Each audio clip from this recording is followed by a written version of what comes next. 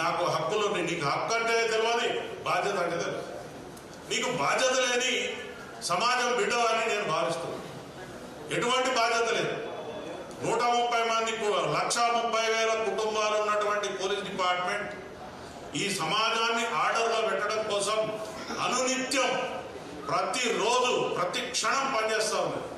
నీలాంటి వీరులు శూరులు చాలా మంది వచ్చారు, కాలగర్భంలో కలిసిపోయారు. నువ్వేదో సినిమాలో డైలాగులు వేసి అది లేదు ఇది లేదు చేస్తే మొత్తం నీ రీళ్ళన్నీ కట్ అయిపోతాయి. నీ రీళ్ళన్నీ కట్ చేస్తాం. ఒక్క పోలీసు కూడా నీ దగ్గర రావద్దని మేము చేసినాం అనుకో, ఎట్లుంటుంది?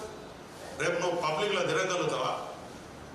ప్రైవేట్ సైన్యాన్ని పైవాళ్ళను నల్ల బట్టలు వేసుకుని ఆయనకి ఏం తెలుసు? ట్రైనింగ్ చేసింది ఆయన. చట్ట ప్రకారం ఆయనకు ఉందా?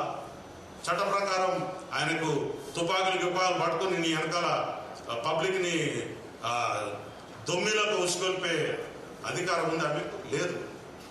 చక్కగా సన్నాయి నొప్పులు నొక్కుతా ఉన్నారు అక్కడ వచ్చి. మీరు అసలు రెస్పాన్సిబిలిటీ లేదు నీకు, పబ్లిక్ రెస్పాన్సిబిలిటీ లేదు.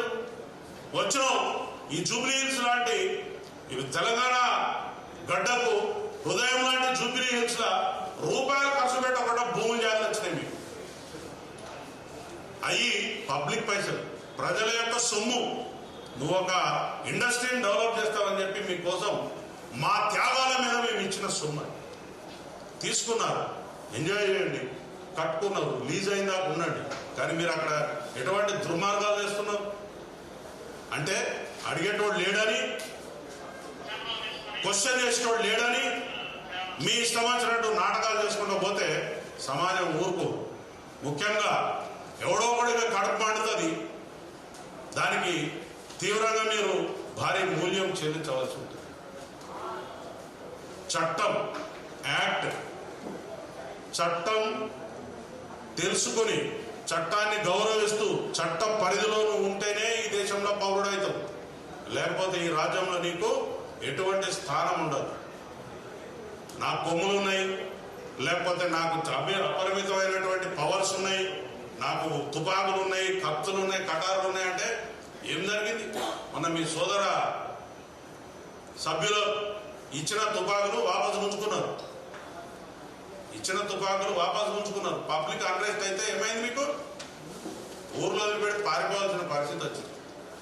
మీరు చక్కగా ఉన్నారు, మీరు కోర్టు తలుపు తట్టారు, మీరు కోర్టు యొక్క నిబంధనలను తూచా తప్పకుండా పాటిస్తూ మీరు చట్టబద్ధమైనటువంటి జీవితాన్ని గడిపితే ఎవరికి అభ్యంతరం లేదు.